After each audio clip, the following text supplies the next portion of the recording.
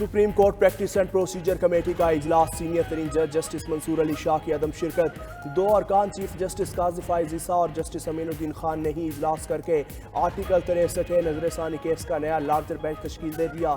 Justice Munib Akhtar की जगह justice Naeem Akhtar को बेंच में शामिल किया गया।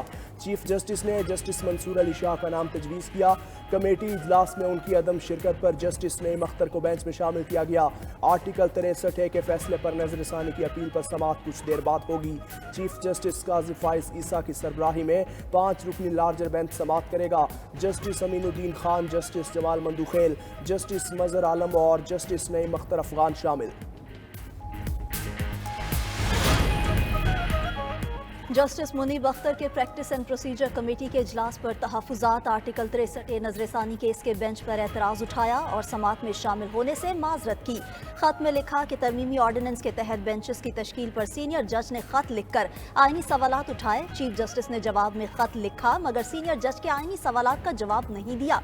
चीफ जस्टिस ने जस्टिस मुनीब अख्तर का खत पढ़कर सुनाया और कहा मुनासिब होता जस्टिस मुनीब बेंच में आकर अपनी राय देते। सुप्रीम कोर्ट अपना काम करना बंद नहीं कर सकती। हमें यहाँ सिर्फ मुकदमात के फैसले करने की तनख्वाह मिलती है।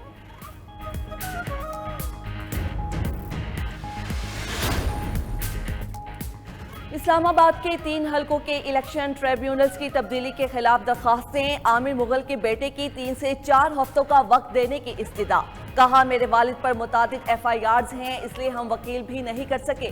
चीफ इलेक्शन कमिश्नर ने कहा कल तक का वक्त देते हैं, आप वकील कर लें। कमीशन आईनो कानून के तहत काम करता रहेगा, चाहे कोई हमें गालियां दे, आईनो कानून पर अमल करेंगे। शुएब शाहीन बोले हमने आज तक गाली नहीं दी, इंसाफ के निज़ाम के लिए हम अजनबी हैं। चीफ इलेक्शन कमिश्नर ने कहा ये बात आप अपने साथियों से पूछें। मेंबर KP के कहते हैं आपको कोई फेवर दे तो वो इंसाफ करता है, बाकी ना इंसाफी करते हैं। अंजुम अकील और खुर्रम नवाज की दरखास्त पर समाअत आज 12:30 बजे तक मुलतवी। दोनों को तरमीम शुदा दरखास्तें दायर करने की हिदायत। PTI से निमटने का प्लान, मियांवाली में दफा 144 नाफिज। रेंजर्स तैनात कर दी गई। नोटिफिकेशन के मुताबिक आज से 7 अक्टूबर तक हर किस्म के सियासी इज्तिमात, जलसे, एहतजाज और मुजाहिरों पर पाबंदी। फैसला दहशतगर्दी के खतरात के पेश नज़र किया। कोई भी अवामी इज्तिमा दहशतगर्दी के लिए सॉफ्ट टारगेट हो सकता है। मियांवाली में रेंजर्स की 2 कंपनियां 3 अक्टूबर तक तैनात रहेंगी।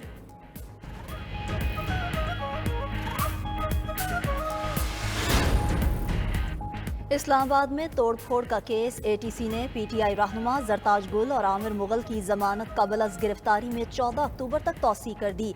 दोनों की हाजिरी से इस्तिस्ना की दरख्वास्तें मंजूर। अदालत ने अली बुखारी की जमानत में तौसीक भी कर दी।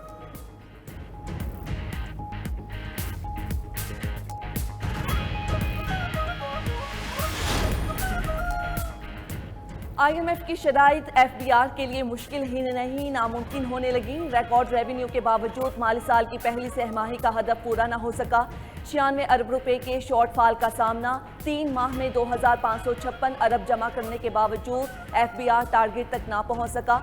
रवा माली साल का 12,970 अरब टारगेट का हुसूल कैसे पूरा होगा, हुकाम ने सर पकड़ लिया। ज़राए के मुताबिक टैक्स चोरों के खिलाफ सख्त इकदाम नागुज़ीर हो चुके। बैंक अकाउंट्स मुंजमद, जायदाद और गाड़ियों की खरीदारी पर पाबंदी के फैसले पर फौरी अमल दरामद करना होगा। उधर FBR ने इनकम टैक्स गोशवारे जमा कराने के लिए 14 अक्टूबर तक की मोहलत दे दी। पेट्रोल 2 रुपए सस्ता, नई कीमत 247 रुपए 3 पैसे फी लीटर मुकर्रर। हाई स्पीड डीजल 3 रुपए 40 पैसे सस्ता होकर 246 रुपए 29 पैसे फी लीटर हो गया। लाइट डीजल 1 रुपया 3 पैसे फी लीटर सस्ता, नई कीमत 140 रुपए 90 पैसे फी लीटर मुकर्रर। मट्टी का तेल 3 रुपए 57 पैसे फी लीटर कमी से 154 रुपए 90 पैसे फी लीटर हो गया।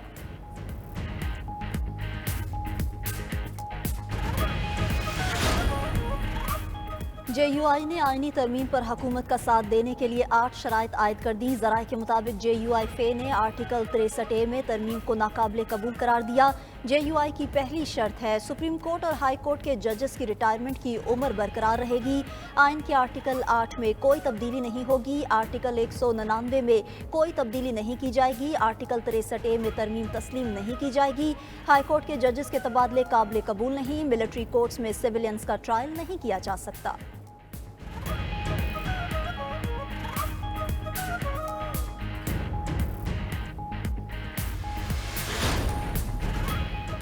आर्टिकल 63A का अदालती फैसला गलत है, इसे ठीक होना चाहिए। गलतियां ठीक हो रही हैं तो इसकी तारीफ करनी चाहिए। नायब वजीर आजम इसहाक डार कहते हैं, आईनी तरमीम के जरिए हम सिस्टम को मजबूत कर रहे हैं। बानी पीटीआई 9 मई ना कराते तो उनसे बात हो सकती थी। आईनी तरमीम से मुतल्लिक मौलाना ने वक्त मांगा, इसलिए बहस रोक दी। हमारा 1 पेज एजेंडा पाकिस्तान को मुश्किलात से निकालना है। वज़ीर आज़म शहबाज शरीफ दौरा अमरीका और बरतानिया के बाद वतन वापस पहुँच गए। शहबाज शरीफ 3 दिन कबल अमरीका से वापसी पर लंदन रुक गए थे। वज़ीर आज़म शहबाज शरीफ का नायब वज़ीर आज़म इसहाक डार से भाई खिज़र हयात डार की विफ़ात पर इजहार ताज़ियत, मरहूम के लिए दुआए मग़फ़िरत और लवाहिकीन के लिए सब्र व इस्तकामत की दुआ की।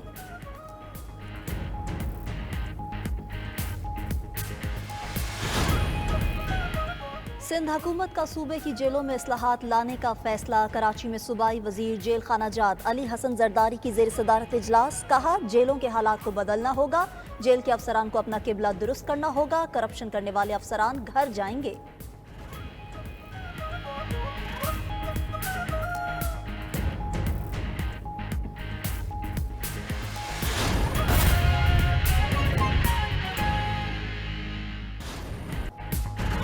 विफाक ने सैलाब मुतासरीन के $400 मिलियन अपनी जेब में रख लिए। अब IMF से $7 अरब मिलेंगे, वो भी विफाकी हुकूमत अपने पास रखेगी।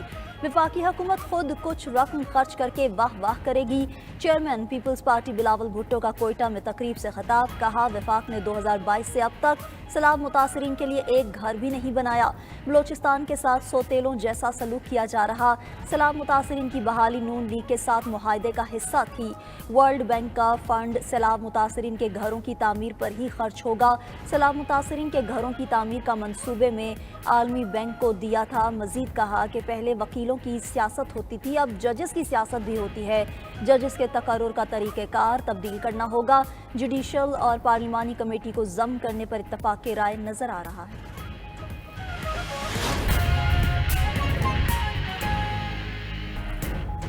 गंदम इंपोर्ट स्कैंडल के बाद चावल एक्सपोर्ट का स्कैंडल भी सामने आ गया है। रवां साल यूरोप एक्सपोर्ट किए गए चावलों की बड़ी खेप पर एतराज़ात लग गए। वज़ीर आज़म ने मामले की तहकीकात के लिए 9 रुकनी कमेटी तश्कील दे दी। 120 अरब रुपए से ज़ायद चावल की खेप वापस होने का खदशा। यूरोपीय ममालिक को एक्सपोर्ट किए गए चावलों में GMO और ख़तरनाक ज़रूरी अद्वियात की आमेज़िश। एक्सपोर्ट की गई बासमती चावल की 45 वैरायटियों में ख़तरनाक ज़रूरी अद्वियात की आमेज़िश पाई गई।